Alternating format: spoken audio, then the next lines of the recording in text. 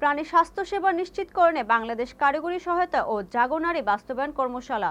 Care Bangladesh কারিগরি সহায়তায় ও জাগো নারী বাস্তবায়নে প্রাণী সেবা নিশ্চিতকরণে সরকারি বেসরকারি প্রতিষ্ঠানগুলোর প্রতিনিধিদের উপস্থিতিতে শনিবার পটুয়াখালী রাঙ্গাবালী উপজেলার প্রাণী সম্পদ সম্মেলন কক্ষে আন্তঃসংযোগ স্থাপন বিষয়ক কর্মশালা অনুষ্ঠিত হয়েছে।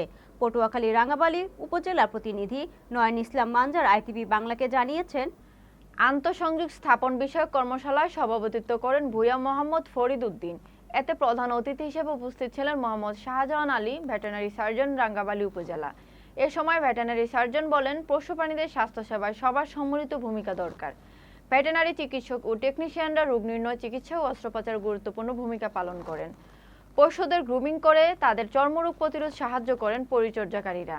প্রশিক্ষক ও আলোচনাবিদরা পশুদের মানসিক স্বাস্থ্যের উন্নয়নে সহায়ক। এছাড়াও আশ্রয় কেন্দ্রে দত্তক সংস্থা, ফার্মাসিস্ট ও পণ্য সরবরাহকারীরাও একটি কার্যকর স্বাস্থ্য ব্যবস্থার অবিচ্ছেদ্য অংশ।